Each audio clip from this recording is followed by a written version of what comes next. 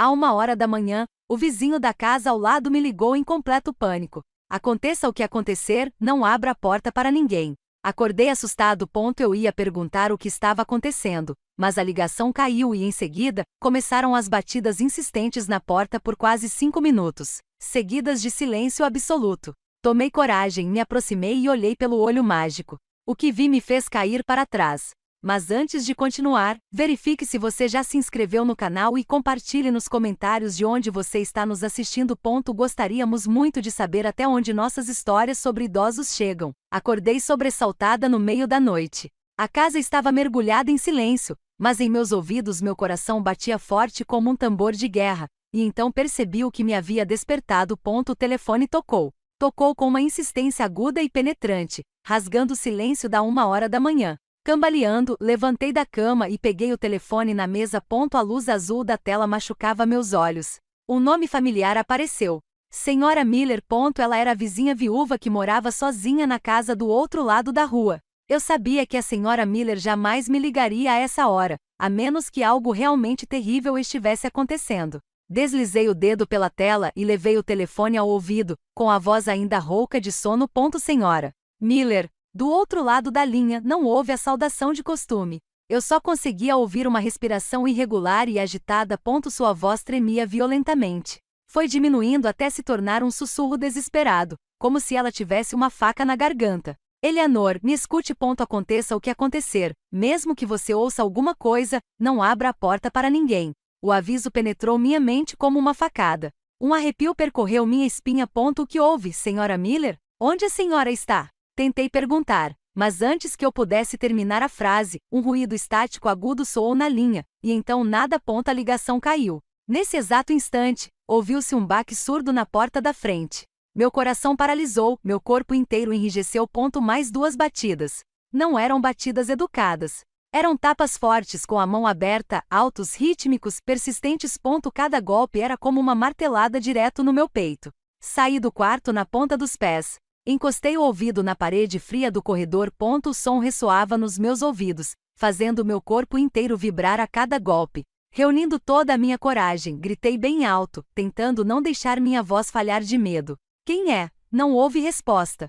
Apenas as batidas continuavam constantes, como se nunca fossem parar. O medo me dominou. Corri até o pé da escada, olhei para a escuridão do 2º andar e gritei: Steven, você consegue me ouvir? Steven, desça com a mamãe. Apenas um silêncio pesado me respondeu. Normalmente, até o menor ruído o acordaria. O que diabos estava acontecendo? Desesperada, corri para a sala, peguei o tablet e abri o aplicativo da câmera de segurança, mas a tela estava completamente preta com uma linha de texto fria no centro dizendo, sem conexão. Toquei várias vezes, mas foi inútil. Todas as 4 câmeras estavam offline. Corri até o interruptor da luz da varanda e apertei várias vezes, mas a escuridão lá fora permaneceu intacta. Se a lâmpada tivesse queimado, eu não me lembrava da última vez que a tinha verificado. Tudo estava contra mim. Eu estava completamente isolado, cego e surdo para o que acontecia bem em frente à minha própria casa. Desesperada, disquei o número da senhora Miller novamente, rezando para que ela atendesse e me dissesse o que estava acontecendo. O telefone tocou repetidamente até que a ligação caiu sozinha. Não havia outras opções. Disquei 911. Minha voz estava trêmula. Mal consegui falar enquanto relatava que alguém desconhecido estava tentando arrombar a porta da minha casa, no número 14 da rua Pine. A atendente me garantiu que enviaria uma viatura imediatamente. Assim que desliguei, as batidas pararam de repente. Aquele silêncio repentino foi ainda mais assustador do que o barulho anterior. Tudo estava tenso como uma corda bamba. Será que eles tinham ido embora, ou tinham encontrado outra entrada? Um impulso estranho, uma curiosidade louca mais forte que o medo, me levou até a porta. Minha mão tremia ao tocar a maçaneta gelada da porta. Respirei fundo, fechei os olhos com força e, em seguida, aproximei lentamente o rosto do pequeno olho mágico. O que vi quase me fez gritar. O rosto de Steven, meu filho, estava ali bem diante dos meus olhos. Mas aquele não era meu filho. Não era o Steven que eu conhecia, com seu sorriso afetuoso e olhos bondosos. Seus olhos estavam arregalados, vazios, sem vida. O canto de sua boca se curvou num sorriso estranho, uma careta oca sem qualquer emoção, e atrás dele, borradas na escuridão, estavam 4 figuras altas. Vestiam mantos negros com capuzes que cobriam completamente seus rostos, permanecendo imóveis como estátuas de pedra. Caí para trás, batendo com força na parede. Não me atrevi a olhar uma segunda vez. Aquela imagem era demasiado horrível. A imagem ficou gravada na minha retina. Poucos minutos depois, sirenes da polícia começaram a soar à distância, aproximando-se rapidamente. Luzes vermelhas e azuis projetavam-se pela janela da sala de estar. A polícia abriu a porta e gritou em voz firme do lado de fora. Não me atrevi a descer. Fiquei sentada no chão, tremendo, e gritei do alto da escada. Estou aqui em cima. Socorro! Ouvi-os conversando entre si e, em seguida, um estrondo alto quando arrombaram a porta. O som da tranca sendo destrancada ecoou pela casa. Passos apressados de botas invadiram a sala de estar. Suas lanternas se moviam por todos os lados, rasgando a escuridão em pedaços. Senhora, onde a senhora está? Perguntou um policial. Só então me levantei, tremendo, segurando no corrimão, e desci. A porta da frente estava completamente destruída, a entrada iluminada pelos holofotes, mas não havia ninguém, absolutamente ninguém. Naquele instante, a porta do quarto do meu neto Matthew abriu-se lentamente, rangendo. Jennifer, minha nora, saiu. Ela vestia um pijama de seda e esfregava os olhos, com o rosto sonolento. O que está acontecendo, mãe?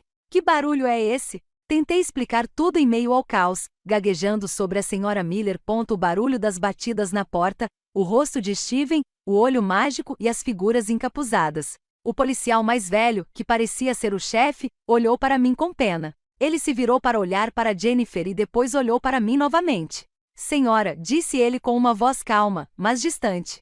Talvez a senhora tenha tido um pesadelo. Às vezes, devido ao cansaço e à idade, temos alucinações. Fiquei ali parada, estupefata. Olá? Jennifer assentiu rapidamente. Sim, senhor policial. Ultimamente minha mãe não tem dormido bem. Então ela se virou para mim, colocou a mão no meu ombro e disse com uma doçura fingida: Está tudo bem, mãe. Foi só um pesadelo. Mas quando olhei em seus olhos, não vi a preocupação sincera de uma nora. Vi algo diferente, um olhar difícil de descrever que apareceu por um instante e desapareceu. Era calculista, não compassivo.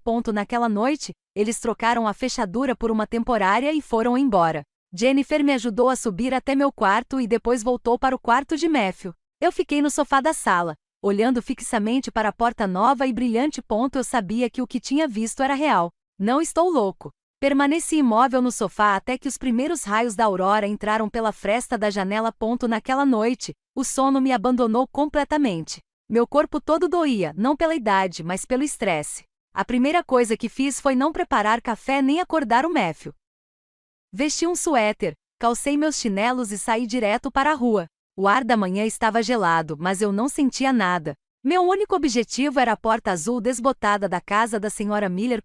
Ela era a única que sabia o que tinha acontecido.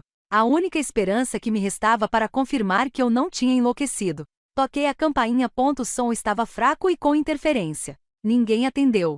Liguei várias vezes. Perdi a paciência e comecei a bater na porta com a mão. Minhas batidas ecoaram desesperadamente no beco silencioso. Senhora Miller, sou eu, Eleanor. Abra, por favor. Passou-se um longo tempo. Quando eu já estava quase desistindo, ouvi o clique da trava. A porta se abriu apenas uma fresta, o suficiente para que eu visse um de seus olhos e algumas mechas de seu cabelo grisalho e despenteado. Aquele olho brilhava de medo. Ela me olhou como se eu fosse um fantasma. A voz feminina sussurrava como um cavalo através da fresta da porta. Eu já te avisei, Eleanor. Fiz tudo o que pude. Por favor, não me envolva mais nisso. Seus olhos se voltaram para trás de mim como se ela temesse que alguém estivesse parado na escuridão. Eles estão por toda parte. Quem está em todo lugar? Implorei, tentando abrir caminho. Senhora Miller, por favor, me diga o que aconteceu com meu Steven. Mas ela apenas balançou a cabeça violentamente.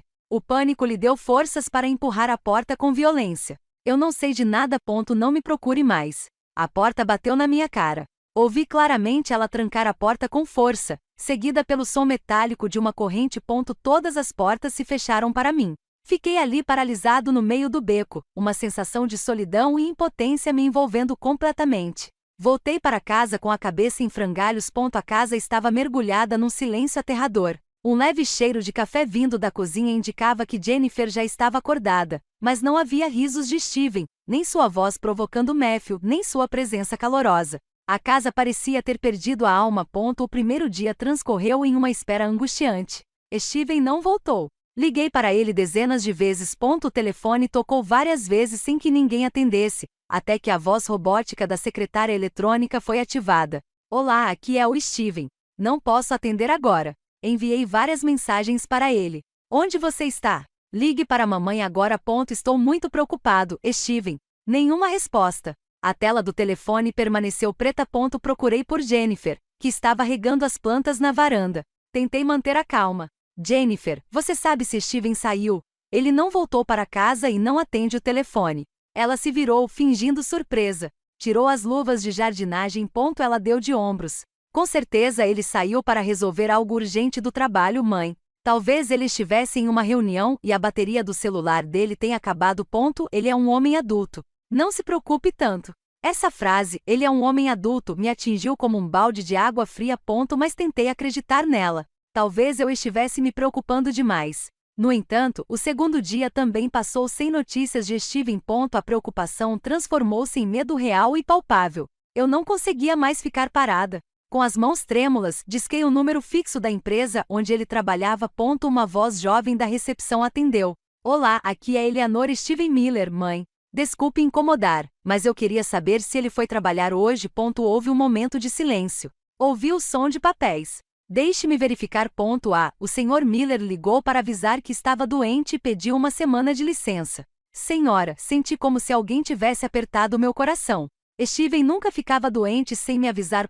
Ele sabia o quanto eu me preocupava. Aquele não era meu filho. Naquela noite, eu não aguentei mais. Enquanto Jennifer lavava a louça na cozinha, entrei e fiquei bem atrás dela. Minha voz não tinha mais nada de doce. Tornou-se afiada como uma navalha. Jennifer, me diga a verdade. Onde está Steven? Ela se assustou. Ela quase deixou cair um prato. Virou-se. Secou as mãos com o avental, com uma expressão ligeiramente confusa no rosto. De repente, ela pareceu se lembrar de algo. Deu um tapa na testa. Ai, que boba eu sou, disse ela com um tom tão natural que me deu arrepios. Enquanto continuava lavando a louça, ela acrescentou. Ah, sim. Anteontem, ele me ligou quando eu estava no supermercado. Meu celular estava quase sem bateria. Então conversamos muito pouco. Ele me contou que um velho amigo tinha voltado para a cidade e que eles organizaram um acampamento de última hora com o grupo. Ele me disse que não há sinal de celular lá. Por isso pediu que ninguém se preocupasse. Estive tão ocupada que me esqueci de te contar. Desculpe, mãe. Eu travei. Cada palavra que saía da boca dela era mais absurda que a anterior. Steven acampando. Meu filho odiava acampar. Ele tinha medo de insetos. A lama o incomodava e ele jamais teria dormido em uma barraca pequena e apertada. A última vez que o obrigaram a acampar, ele tinha 15 anos e reclamou durante um mês inteiro. Depois disso. Encarei minha nora. Tentava encontrar algum sinal de mentira, uma pescadela, um indício de nervosismo. Mas não, ela estava completamente calma, seguindo com seus afazeres como se tivesse acabado de contar uma anedota sem importância. Ela evitava me olhar nos olhos, concentrando-se em colocar a louça seca no escorredor. Aquela calma gélida, era mais aterradora do que o rosto desfigurado de Steven visto pelo buraco da fechadura na noite passada, mais aterradora do que aquelas figuras encapuzadas vestidas de preto paradas na escuridão.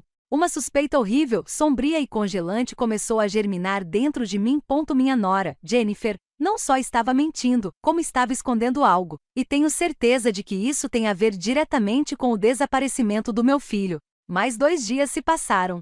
A casa que um dia fora meu lar, agora se transformará em um palco silencioso. Ali, Jennifer era a atriz principal, e eu, o espectador forçado. Enquanto ela continuava se comportando com total normalidade, uma normalidade que era estranhamente perturbadora, ela cantarolava uma melodia alegre enquanto preparava o café da manhã. Com um sorriso radiante, perguntou-me se eu havia dormido bem. Ela até reclamou do preço alto dos abacates no mercado. Cada gesto, cada palavra dela era perfeita. Jennifer personificava o papel de nora exemplar. Mas para mim, essa normalidade me paralisou. Para não enlouquecer com tantas conjecturas, decidi limpar a casa. Era minha maneira de me agarrar à realidade, de buscar um pouco de ordem em meio ao caos que me envolvia. Comecei pelo quarto de Matthew. O menino estava brincando sozinho no quintal. Sua risada clara ecoava pelo andar de cima, um som que destoava da tensão no ar. Seu quarto estava repleto de seu pequeno mundo infantil. Recolhi os carrinhos de brinquedo espalhados pelo chão e organizei cuidadosamente as revistas em quadrinhos de super-heróis. Aproximei-me de sua escrivaninha, onde lápis de cor e folhas de papel estavam por toda parte. Enquanto eu juntava as folhas para empilhá-las, um desenho me chamou a atenção. Era diferente dos de costume. Não havia super-heróis nem carros coloridos.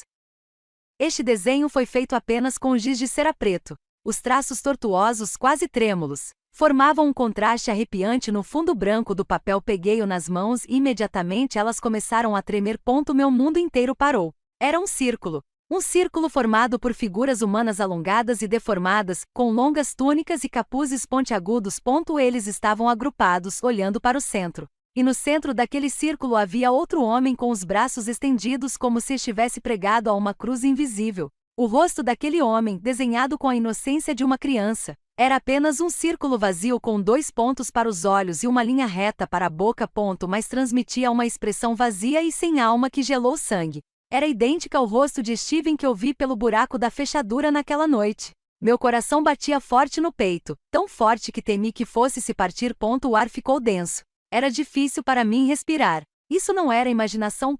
Não era um pesadelo. Era uma prova desenhada pelo meu próprio neto inocente. Apertei a folha entre os dedos e corri, quase correndo, para o pátio. Matthew ainda brincava, concentrado em encher seu balde vermelho com areia. A luz do sol refletia em seus finos cabelos. Forcei-me a usar a voz mais suave possível, uma voz que não traísse o terror que fervilhava dentro de mim. Matthew, meu amor, você desenha lindamente. Posso ver este? Eu me agachei ao lado dele e mostrei o desenho. E essas pessoas, quem são elas, querida? Apontei para as figuras encapuzadas. O menino não levantou a cabeça. Ele continuou brincando com a pá de plástico. Sua voz era clara e inocente. É a mãe, a amiga, a avó. Uma mão invisível apertou meu peito. Mãe amiga, tentei controlar a voz para que não tremesse. E quando eles voltaram para casa, à noite, ele respondeu sem olhar para mim. Quando você já está dormindo, eles vêm brincar com o papai. Brincar com o papai? Senti minha garganta secar. O que eles estão tocando, meu amor? Não sei. O menino parou de mexer as mãos e coçou a cabeça. Eles ficam em volta do pai e dizem coisas estranhas. A mãe diz que é uma brincadeira secreta de adulto. Eu também queria brincar, mas minha mãe não deixou. Ela me disse para não contar para a vovó. Finalmente o menino olhou para mim. Seus olhos eram puros, sem qualquer traço de mentira. Ele sorriu com um sorriso inocente de criança. É o nosso segredo. Sim, vovó. Cada palavra dele era como uma martelada invisível na minha cabeça, me deixando atordoada quando você já estava dormindo. Essas palavras se repetiam incessantemente na minha mente. E então uma lembrança me atingiu de forma aguda e aterradora. Todas as noites, sem falta, Jennifer me trazia uma xícara de chá de camomila bem quente. Aqui, mãe, para você dormir bem, ela sempre me dizia com um sorriso terno. E sim, eu dormi. Dormi um sono estranho, profundo demais. Não acordei à meia-noite, o que é raro para uma pessoa idosa que geralmente se levanta para ir ao banheiro. Pensei que fosse exaustão. Mas não era preocupação. Era veneno disfarçado de doçura. Tentei sorrir para Matthew, um sorriso torto. Sim, meu amor, é o nosso segredo. Levantei-me e voltei para dentro de casa.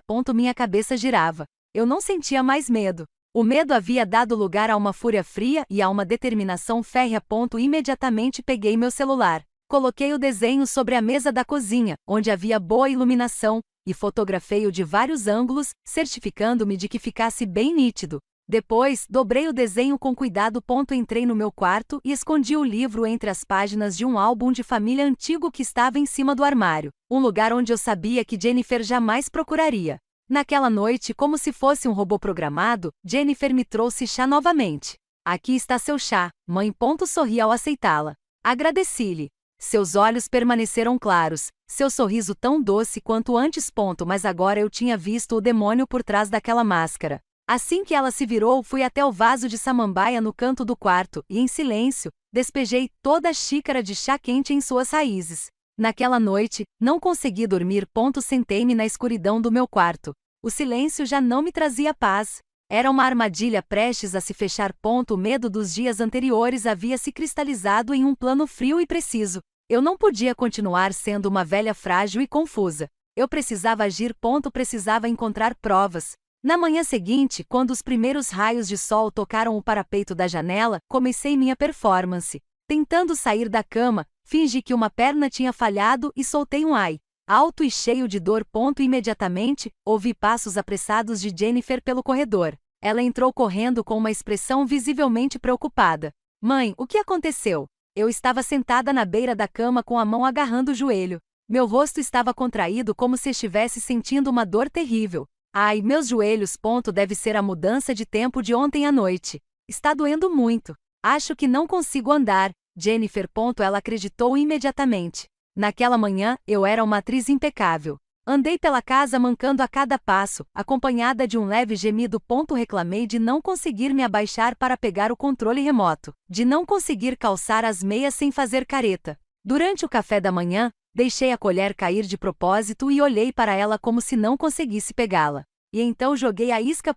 Que incômodo. Suspirei, esfregando o joelho. Lembro-me de que a senhora Rose me disse que sua filha, Paula, agora é uma ótima médica.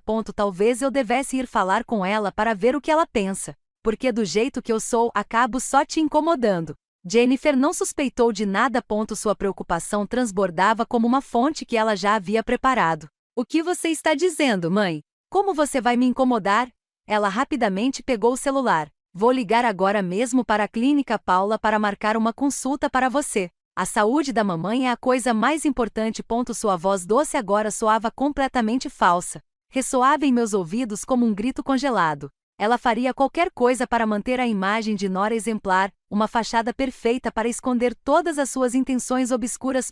Na clínica Paula, um lugar limpo e iluminado, Jennifer me acompanhou até a cadeira de espera. Sente-se aqui, calma, mãe. Vou pegar o número. Quando ela se afastou, eu disse a ela, elevando um pouco a voz: Jennifer, quando for minha vez de entrar, fique aqui fora, está bem? Tenho vergonha de falar sobre meus problemas de saúde de idosa na frente da minha nora. Ela aceitou, encantada, talvez até aliviada por poder ficar um tempo mandando mensagens ou checando o celular. Claro, mãe. O que você quiser. No instante em que a porta do consultório médico se fechou, separando-me de Jennifer, senti como se estivesse tirando uma armadura pesada. Endireitei-me. A dor desapareceu completamente. Paula, sentada atrás de sua mesa, ergueu os olhos, surpresa. Tia Eleanor, o que houve? Há pouco tempo, lá fora, você parecia estar com muita dor. Sem dar mais explicações, fui rapidamente até a mesa, peguei meu celular e abri a foto do Matthew desenhando. Olha, querido. Minha voz saiu num sussurro apressado e tenso. Foi isso que realmente aconteceu. E com uma voz baixa, mas urgente, contei tudo a ela. A ligação no meio da noite. Steven com um rosto inexpressivo, Jennifer com uma calma arrepiante, e por fim a infusão de camomila. Todas as noites Paula ouvia, e seu rosto normalmente sorridente se tornava sério e firme. Ela não achava que eu estivesse louco ou exagerando. Ela olhou profundamente nos meus olhos, escuros pelas noites em claro, e viu neles horror e dor genuínos, e acreditou em mim. Precisamos de provas irrefutáveis, tia, disse ela firmemente, com o tom racional e decidido de uma médica.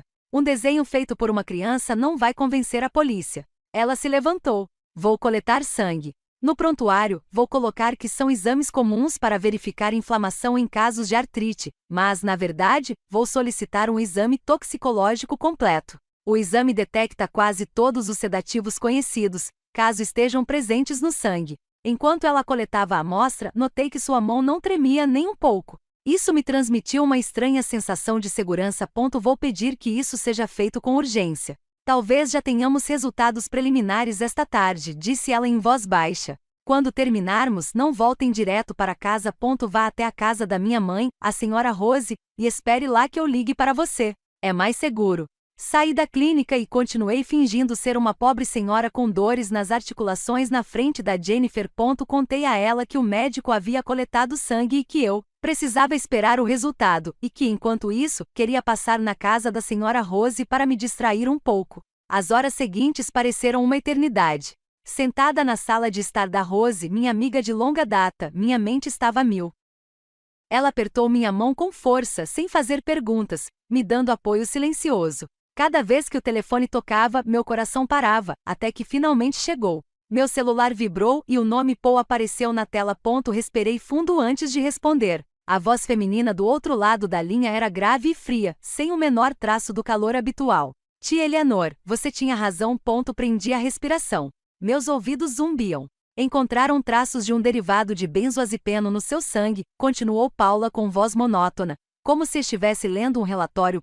É um tipo de sedativo leve, mas a concentração indica que você foi exposto a ele continuamente, quase diariamente, por um longo período de tempo. Eu gaguejei. Isso significa o quê, querida? Paula respirou fundo ao telefone. Eu pude ouvir. Isso significa que alguém está colocando esse medicamento na sua comida ou bebida todos os dias, há muito tempo. Com o telefone na mão, senti um arrepio percorrer minha espinha. Mas ao mesmo tempo uma estranha sensação de alívio me invadiu. Eu não estava louco. O que eu vi, o que eu suspeitava, tudo era verdade. A prova não era mais um desenho tosco de criança. Corria em minhas veias, impossível de negar. Existem verdades que só se revelam quando tudo se cala. E se você quiser ouvir até o fim, fique com as histórias que doem. Certo. Agora, vamos continuar com a história. Rose, minha amiga de longa data, com quem compartilhei tantas alegrias e tristezas, ainda estava sentada à minha frente, observando cada mínima expressão no meu rosto com uma expressão tensa. Ela não precisou perguntar nada. Bastou olhar nos meus olhos, já sem lágrimas, apenas cheios de vazio, para entender. É verdade, não é? Eleanor. Sua voz baixou, carregada de peso. Eu só consegui acenar com a cabeça, a garganta fechada, incapaz de pronunciar uma palavra. Em vez de falar, tremendo, passei o telefone para ela para que pudesse ver. A tela ainda mostrava a foto de Matthew desenhando Rose. Ela colocou os óculos de leitura e apertou os olhos para enxergar melhor. Deslizou o dedo sobre as bonecas de roupão, os rostos inexpressivos das figuras no centro. Repetiu o olhar várias vezes até que, de repente, parou. Ela usou 2 dedos para ampliar um pequeno detalhe no canto do desenho que eu, em meu pânico, não havia notado. Um símbolo rabiscado que Matthew havia desenhado ao lado de uma das figuras encapuzadas parecia um olho no meio de 2 curvas em forma de lua crescente. Meu Deus, murmurou ela, levando a mão à boca, o rosto antes rosado agora pálido. Isso não pode ser. Ela se levantou de repente, quase correndo em direção à velha estante de mogno no canto do quarto. Remexeu na prateleira de baixo por um tempo até encontrar uma caixa de papelão amarelada coberta pela poeira acumulada ao longo dos anos. Ela colocou o objeto sobre a mesa. O som seco e abafado ressoou contra a madeira. Ao abri-lo, encontraram pastas antigas e recortes de jornal amarelados pelo tempo. Isto é o que Joseph guardou depois de se aposentar. Os casos que ele jamais conseguiria esquecer. Ela virava página após página com as mãos trêmulas. Seus olhos percorreram as cartas, as fotos borradas das cenas do crime. Finalmente ela parou em uma folha onde havia um retrato falado grampeado. Era aquele desenho do mesmo símbolo encontrado na cena de um caso de assassinato em série horripilante de muitos anos atrás. Um olho no meio de 2 curvas, idêntico ao que Matthew havia desenhado. A sombra de sangue. Rose sussurrou aquele nome e soou como uma maldição. Meu marido os perseguiu por quase 10 anos antes de se aposentar. Ele dizia que eram como fantasmas que nunca deixavam rastros, apenas esse símbolo, e destruíam famílias. Justo naquele momento a porta da casa se abriu. Entrou um homem alto, com os cabelos já salpicados de grisalho. Era Joseph Rose, marido de um ex-inspetor de polícia. Seu olhar era afiado como uma navalha. Apesar de estar aposentado, sua postura ainda transmitia a autoridade de alguém que passou a vida inteira enfrentando a escuridão. Rose não precisava lhe dizer mais nada. Ela apenas permaneceu em silêncio e mostrou-lhe a foto no celular, junto com os resultados dos exames que Paula acabará de enviar por e-mail.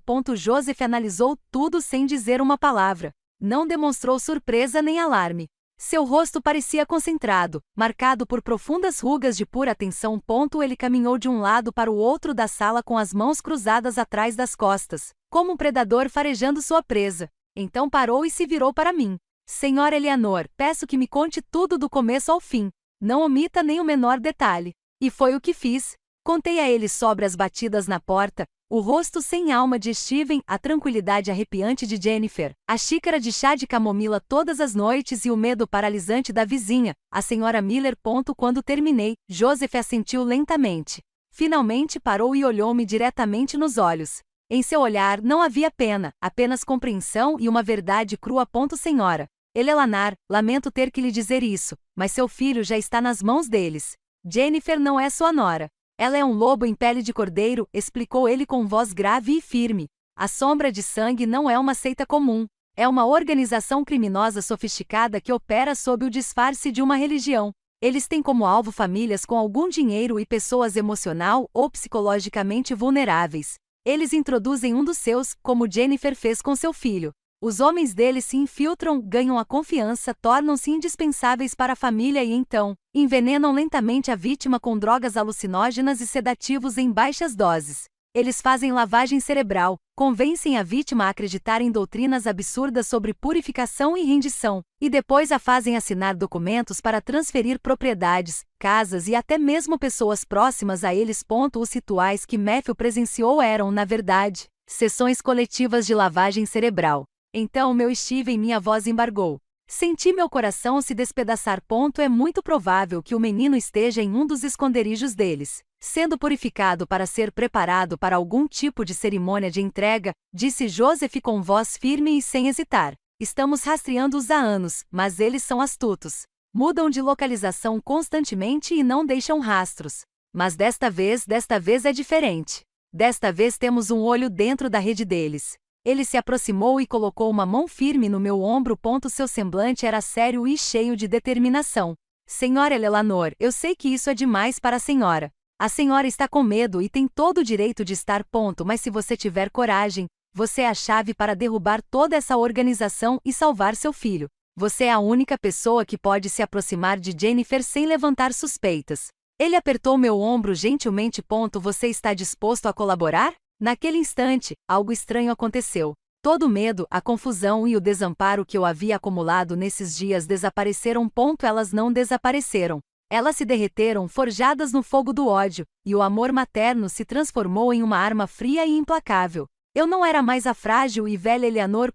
Eu era uma mãe à procura do meu filho. Levantei a cabeça. Olhei nos olhos do antigo inspetor de polícia e assenti firmemente. O que eu tenho que fazer? Naquela noite não voltei para casa. Joseph pediu que eu ficasse, e a sala de estar de Rosevar se transformou repentinamente em um centro de operações. Joseph chamou alguns de seus antigos colegas de policiais aposentados, mas ainda lúcidos e leais. Eles estavam sentados ao redor da mesa de centro, a fumaça do charuto se misturando à luz quente, e suas vozes graves e firmes ecoavam sobre um mapa da cidade. Eu estava sentada ali, uma senhora idosa com um suéter surrado destoando daqueles homens com almas de guerreiros. Mas por dentro, uma estranha calma começou a surgir. Eu não estava mais sozinho nessa batalha. Na manhã seguinte, antes do sol nascer e antes de Jennifer acordar, eu já havia retornado em silêncio. Voltei a vestir não só o velho suéter, mas também o papel de mãe idosa e doente. Retomei o hábito de mancar e reclamar de dores nas articulações. Quando Jennifer pediu os resultados dos exames médicos, menti para ela com muita desenvoltura, uma habilidade que eu nem sabia que possuía. A doutora Paula disse: os indicadores de saúde da mamãe estão um pouco estranhos. Eu disse, esfregando o joelho. Ela coletou sangue para fazer uma análise mais detalhada, mas os resultados levarão alguns dias. Entretanto, ela me disse que eu precisava descansar. Com certeza. Ela se mostrou muito compreensiva, até mesmo feliz por eu não insistir mais em sair. Sim, mãe. Fique tranquila. Deixe que eu cuido de tudo.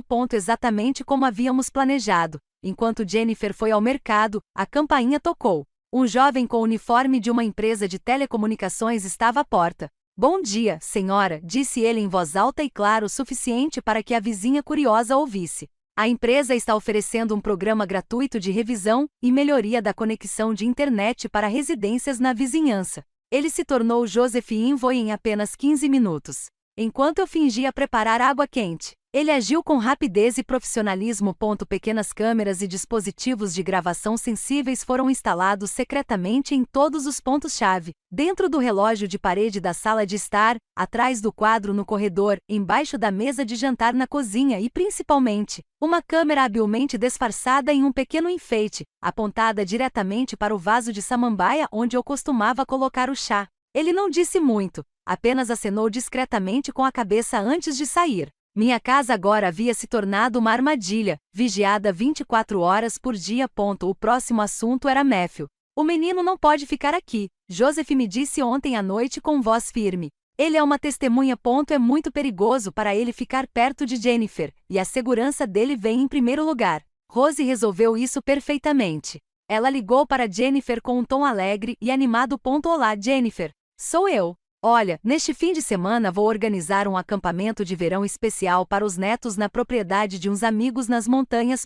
O ar é puro. Há cavalos. Há um riacho. Vai ser muito divertido. Eu queria convidar o Matthew também para ele ter companhia. O que acha? Exatamente como Joseph previu. Jennifer, talvez desejando ter as mãos livres para executar seu próprio plano, aceitou imediatamente, sem pensar duas vezes. Ah, isso é perfeito. Muito obrigada. De verdade. O menino já estava meio entediado de ficar trancado em casa. À tarde, eu mesma arrumei as roupas do Matthew na mochila dele em formato de dinossauro. Depois de fechá-la, o abracei forte. Inalei o cheiro do shampoo infantil dele, aquele cheiro inocente de limpeza. Sussurrei em seu ouvido com uma voz séria, mas cheia de carinho. Matthew, ouça bem o que a vovó diz. Aí, você tem que se comportar bem, tá bom? Mas lembre-se, não conte nada para sua mãe sobre a foto ou os amigos de preto. Ela entendeu. Isso continua sendo nosso segredo, combinado. O menino assentiu obedientemente. Seus grandes olhos me fitaram com total confiança. Quando o carro de Rose partiu com Matthew no final do beco, senti um imenso vazio no peito. Mas, misturada com essa tristeza, havia um enorme alívio. Meu neto já estava a salvo. A rede de proteção já estava sendo estendida lá fora. Um pequeno caminhão de uma empresa de limpeza ambiental aparecia estacionado na esquina o dia todo, mas eu sabia que dentro dele havia uma equipe técnica concentrada em telas, monitorando cada sinal dos dispositivos dentro da minha casa. Algumas pessoas desconhecidas começaram a aparecer na vizinhança naturalmente. Um homem passeando com seu pastor alemão todas as manhãs. Uma jovem empurrando um carrinho de bebê passou várias vezes em frente à minha casa. Um grupo de operários consertava o telhado de um prédio abandonado ali perto. Minha rua, antes tão familiar, de repente se tornou estranha. Mas eu sabia que eram todos policiais à paisana, meus protetores invisíveis. Naquela noite só Jennifer e eu estávamos na casa. Sem o riso de Matthew, o clima ficou mais tenso do que nunca. Quando ela me trouxe uma xícara de chá de camomila, sorri ao recebê-la. A luz da cozinha refletia nos olhos daquele monstro disfarçado de pessoa, e eu sabia que também se refletia no olho invisível da câmera escondida. Levantei a xícara, fingi tomar um gole, sentindo o calor nos meus lábios. Então, enquanto ela se virava para pegar as coisas, eu, rápida e silenciosamente, despejei o resto do chá no bule de samambaia. Eu sabia que cada gota que eu jogava não era apenas uma prova sendo registrada, mas também um ato de resistência. Minha peça teatral realmente começaria nos 2 dias seguintes. Continuei interpretando o papel da mãe doente, passando a maior parte do tempo na poltrona macia com agulhas de tricô na mão. Mas, na realidade, todos os meus sentidos estavam em alerta máximo. Meus ouvidos atentos a cada passo, a cada telefonema de Jennifer. Meus olhos não paravam de observar todos os seus movimentos, escondidos em cantos, espelhos e naqueles lugares onde eu sabia que olhos eletrônicos invisíveis registravam cada detalhe. Joseph havia me avisado, por meio de uma breve ligação de Rose, que precisávamos de uma oportunidade de ouro, um período longo o suficiente para que sua equipe agisse sem ser descoberta. Eu precisava criar essa oportunidade. Eu tinha que ser a isca. O plano já estava traçado na minha mente, simples, mas precisava ser executado com perfeição. Naquela manhã, sentado à mesa, peguei o jornal local e fingi lê-lo. Então parei em uma pequena anotação. Limpei a garganta e li em voz alta devagar, como se estivesse falando comigo mesma. Ah, hoje tem uma feira de artesanato no Parque Sul. Que coisas bonitas. Uma pena que com essas pernas eu não possa ir a lugar nenhum. Terminei com um suspiro melancólico e deixei o jornal sobre a mesa com um gesto de tristeza. Jennifer, que estava limpando a cozinha, virou-se ao me ouvir. Seus olhos brilharam por um instante com o que intuí ser um pensamento calculado, mas ela o disfarçou rapidamente com um sorriso gentil. Se você quiser ir, posso te levar. Caminhamos devagar, e se você se cansar, descansamos. Ficar trancada em casa o tempo todo não faz bem. Talvez ela tenha pensado que era uma boa ocasião para continuar desempenhando seu papel de nora exemplar. Ou talvez ela também precisasse de uma desculpa para sair de casa. Olhei para cima, sentindo surpresa e alegria. Sério, filha? Ah, seria maravilhoso. Preciso clarear um pouco a mente. No horário combinado, Jennifer me levou de carro. Quando o carro saiu lentamente do beco silencioso, dei uma olhada rápida no retrovisor. Um caminhão de lixo laranja estava estacionado no final da rua mais cedo do que o habitual. O funcionário da limpeza ao lado do veículo segurava uma vassoura, mas não olhava para o chão. Ele ergueu os olhos e encarou nosso carro. Em seguida, acenou levemente com a cabeça, um gesto quase imperceptível. Um arrepio percorreu minha espinha. Era o sinal. O plano tinha começado. Na feira, transformei-me na senhora idosa mais exigente e curiosa do lugar. Parei em todas as barracas, desde as de cerâmica bordada até as de joias de prata feitas à mão. Peguei cada objeto, examinei-o em detalhes. Perguntei sobre tudo, sua origem, como o haviam feito. Embora eu não me importasse nem um pouco, Jennifer começou a ficar impaciente, mas não tinha outra opção a não ser continuar sorrindo e esperar. Depois de quase uma hora, insisti em sentar para descansar em um pequeno quiosque de bebidas. Pedi um smoothie de morango e o bebi bem devagar, gole por gole, como se fosse o melhor elixir do mundo. Eu sabia que cada minuto que eu mantivesse Jennifer ocupada era um minuto valioso para a equipe do Joseph em casa. Quase 2 horas depois, quando Jennifer não conseguiu mais esconder o nervosismo, aceitei voltar.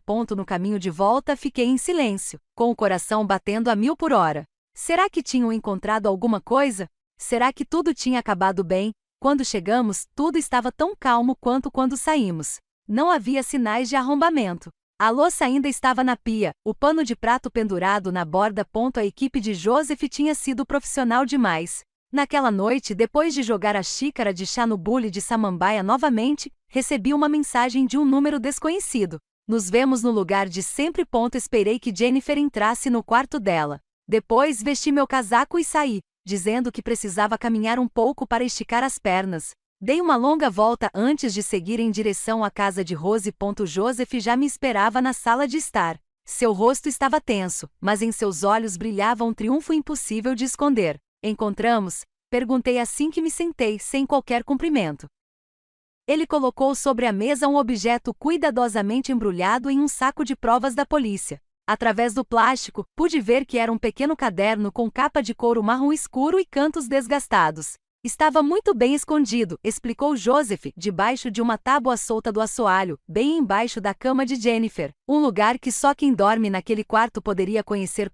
Ele apontou para a capa do caderno. Nela estava gravado um símbolo, um olho entre 2 luas crescentes. Joseph colocou as luvas com cuidado e começou a virar as páginas lentamente.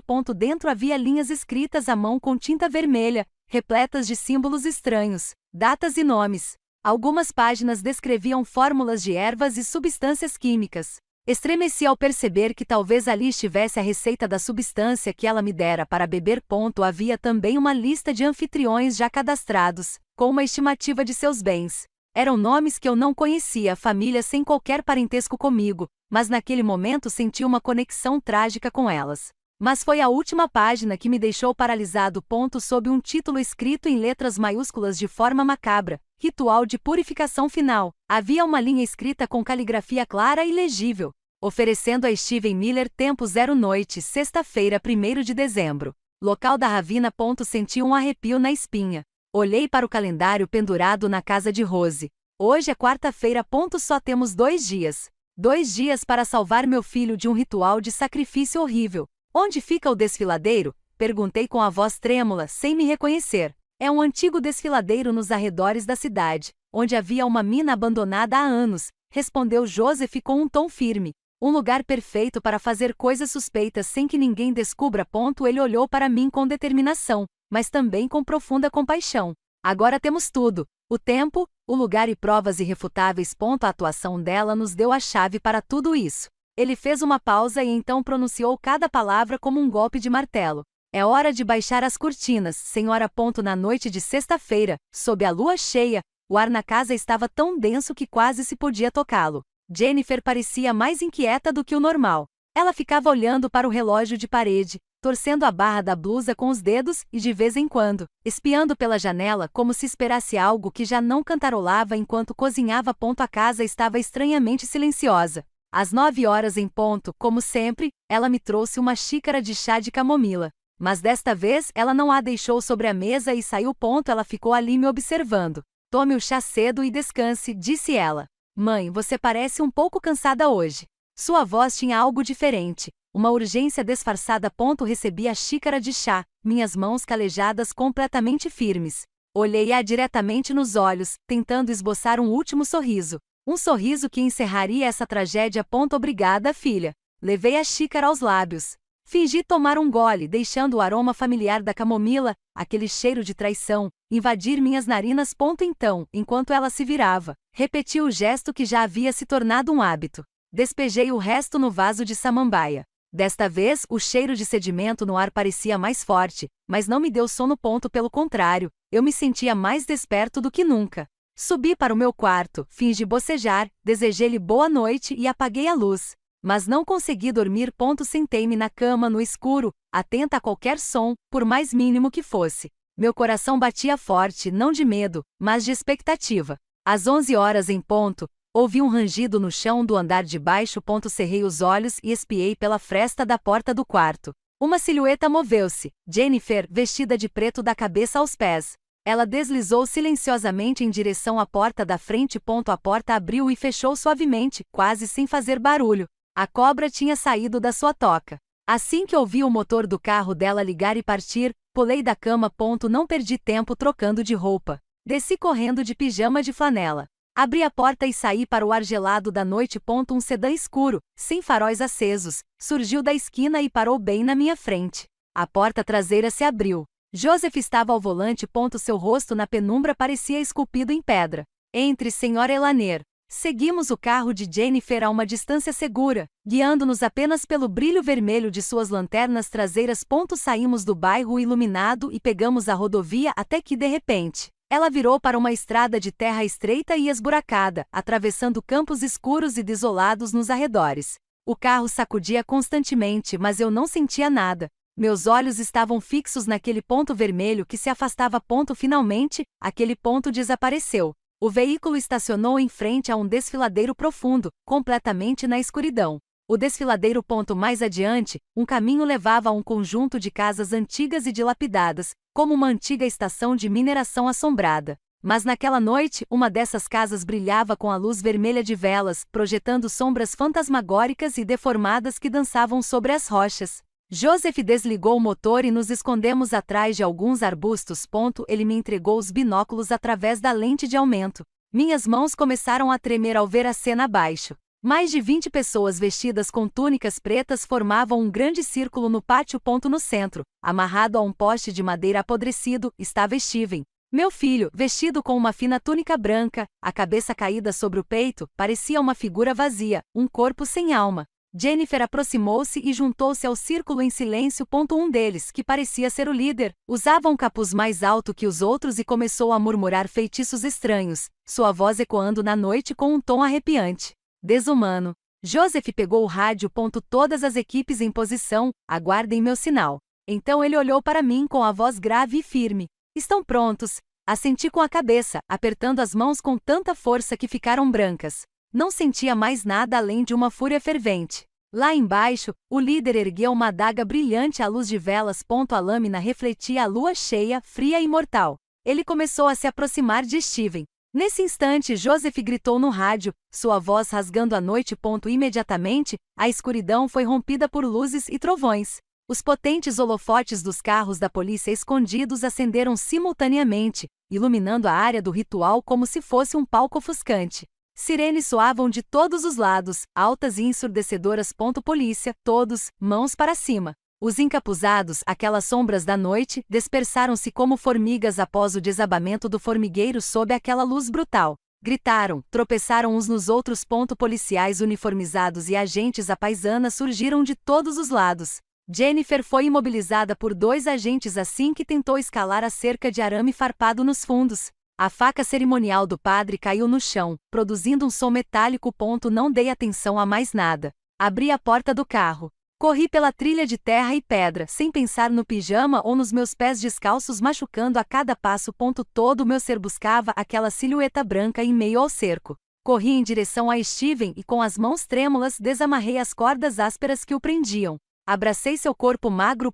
Senti-o tremer. Steven, sou eu, a mãe. Você está bem, filho? Lentamente, ele ergueu a cabeça e me encarou. Seus olhos estavam turvos e vazios. Demorou um bom tempo até que ele piscasse. Então ele piscou novamente, como se despertasse de um longo e terrível pesadelo. Uma lágrima escorreu por sua bochecha encovada. Mãe, sussurrou com a voz fraca e embargada. Mas foi o som mais lindo que já ouvi em toda a minha vida. A operação tinha sido um sucesso. A noite de horror finalmente havia terminado. A noite de horror no desfiladeiro deu lugar à luz pálida e fria da lâmpada fluorescente da delegacia.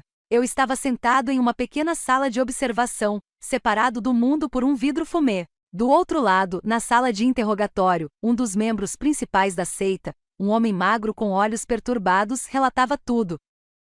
Joseph estava sentado ao meu lado em silêncio. Sua presença era como uma âncora firme em meio à tempestade emocional, me sacudindo. Cada confissão daquele homem era uma peça de um quebra-cabeça arrepiante, e ao juntá-las todas, o panorama era ainda mais cruel do que eu havia imaginado.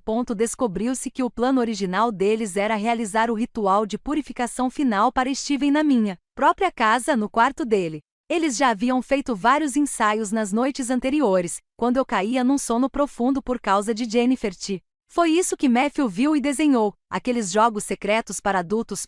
Eles queriam transformar nossa casa em um altar de sacrifício. No entanto, embora já tivessem me neutralizado com comprimidos para dormir, ainda se sentiam inseguros. Nossa casa ficava em uma área residencial muito populosa, com vizinhos por perto. Um ruído estranho ou uma luz fora do lugar poderiam levantar suspeitas, especialmente considerando que eles já haviam estado nos locais investigados pela polícia antes. Então, no último minuto, decidiram transferir Steven para um esconderijo mais seguro e isolado na ravina. Mas naquela primeira noite fatídica, algo inesperado aconteceu. Matthew estava com febre muito alta. Jennifer, em seu papel de mãe perfeita, não podia sair sem levantar suspeitas. O plano atrasou. Os membros da seita, desesperados e sem conseguir contatar Jennifer, decidiram arriscar e voltar com Steven para o bairro. Eles não planejavam entrar na casa, apenas dar um sinal para que ela soubesse o que estava acontecendo. E foi então que a senhora Miller, com sua insônia típica da idade, olhou pela janela e testemunhou a cena macabra. Um grupo de figuras encapuzadas arrastava Steven pela rua com um olhar perdido. Ela ficou muito assustada e me ligou imediatamente. Quando olhei pelo olho mágico, quem estava grudado nele não era Steven. Era um dos membros do culto tentando espiar para ver o que estava acontecendo enquanto Steven era mantido atrás, fora de vista. Minha aparição repentina no olho mágico, seguida pelo chamado à polícia que eles conseguiram ouvir, os deixou completamente aterrorizados. Eles sabiam que tinham sido descobertos. Apressaram-se a levar Steven embora e desapareceram na escuridão. Jennifer, por sua vez, depois de baixar a febre de Matthew, continuou a apresentar sua peça com perfeição. Ela negou tudo. Tentou me convencer de que eu estava tendo alucinações com a intenção de esconder a verdade e ganhar tempo para seus cúmplices. Ela jamais imaginou que aquela calma fingida, aquela perfeição tão absurda, seria justamente o que despertaria minhas suspeitas e causaria a ruína de tudo. Steven foi levado diretamente da ravina para o hospital. Meu filho, aquele filho saudável e cheio de vida que eu conhecia, agora estava consumido por olhos fundos. E houve momentos em que ele simplesmente ficou sentado por horas encarando um vazio infinito. O psicólogo afirmou que ele sofreu um choque severo e sérios danos psicológicos devido às altas doses de drogas alucinógenas injetadas em seu organismo. O processo de recuperação não será rápido. Será muito difícil. Mas então ele olhou para mim com uma expressão cheia de empatia. A sorte, disse o médico, é que o amor de uma mãe o trouxe de volta a tempo. Ele ainda está consciente. No fundo, ele ainda sente que há esperança. Alguns meses depois, quando o tempo que parecia ter parado começou a correr novamente, o julgamento aconteceu. Toda a vizinhança ficou em polvorosa. Minha casa, que antes era um lar tranquilo, tornou-se o foco da atenção da mídia. Jennifer, juntamente com outros 8 líderes da organização Shadow of Blood, estava sentada no banco dos réus. Eles enfrentavam múltiplas acusações, incluindo sequestro, privação ilegal de liberdade, fraude, lesão corporal dolosa e chefia de uma organização criminosa. Eu estava sentada na primeira fila, reservada para a família da vítima. Atrás de mim, ouvia-se sussurros, cliques de câmeras, olhares curiosos, mas eu não ouvia nada, não via nada. Meu olhar estava fixo nas costas da mulher que um dia me chamou de mãe. Quando a sentença foi proferida, com penas de prisão tão longas que enterrariam o que restava de suas vidas atrás das grades, um silêncio absoluto tomou conta da sala. Olhei para Jennifer. Como se algo a impelisse, ela também se virou para me olhar. Nossos olhares se cruzaram no espaço entre as duas fileiras. Em seus olhos não vi arrependimento nem dor, nem um mínimo de culpa. Vi apenas um vazio aterrador e brilhando dentro desse vazio, uma faísca de ódio, um ódio dirigido a mim, a pessoa que arruinou todos os seus planos. Virei a cabeça lentamente. Não havia lágrimas. Não havia satisfação de vitória, nem ressentimento. Apenas um frio absoluto. Um frio reservado para alguém que um dia entrou na minha casa, comeu a minha comida, cuidou do meu neto e depois envenenou e destruiu a minha família por dentro, sem piedade. Assim que a porta do tribunal se fechou, enterrando Jennifer e seus cúmplices sob aquelas sentenças intermináveis, eu soube que não poderia voltar àquela casa. Coloquei à venda imediatamente. Não conseguia viver mais um dia ali. Não conseguia respirar aquele ar contaminado pela traição e pelo engano. Aquela casa não era mais um lar. Tornará-se testemunha silenciosa do pior pesadelo da minha vida. Cada canto parecia gemer, evocando uma lembrança horrível. A campainha estridente à meia-noite, as batidas brutais na porta, a imagem fantasmagórica pelo olho mágico. Tudo isso se tornou uma cicatriz indelével, marcada para sempre na minha memória. Deixamos aquela cidade barulhenta, cheia de olhares curiosos e sussurros de pena.